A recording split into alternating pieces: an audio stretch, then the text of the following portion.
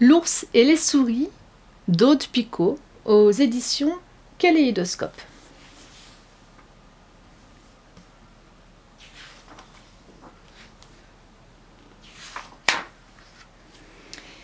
Il y avait un ours, assez âgé, c'est comme ça, qui avait construit sa petite maison dans une très grande forêt peuplée d'arbres majestueux.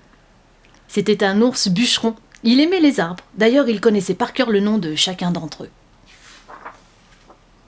Jadis, il avait été un grand voyageur. Sa mémoire était pleine de souvenirs colorés, de contrées lointaines, de paysages embrumés et de musiques envoûtantes.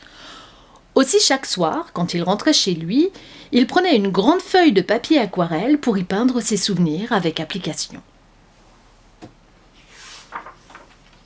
Sa vie s'écoulait ainsi, paisible et solitaire. Toute la journée, il travaillait dans la forêt et le soir, il dessinait dans sa petite maison. Mais un soir,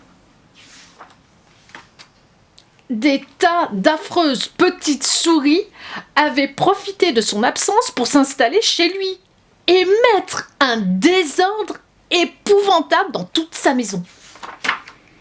L'ours n'avait jamais vraiment aimé les souris. Il fit tout son possible pour les chasser, en vain.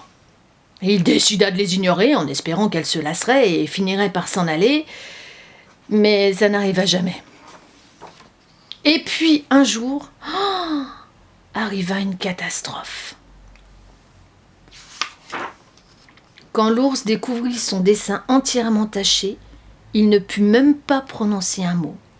Il alla directement se coucher. Le lendemain, les souris n'avaient plus très envie de jouer, et l'ours, pour la première fois, n'avait plus le cœur à l'ouvrage. Quand il rentra chez lui, le soir, sa maison était vide. Il y avait un mot pour lui. « Au revoir, ours. Merci. »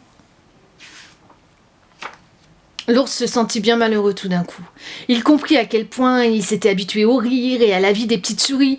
Il se précipitait dehors. « Hé, les souris, c'est pas grave pour le dessin, j'en ferai un autre, un mieux. Revenez, on pourrait même le faire ensemble. »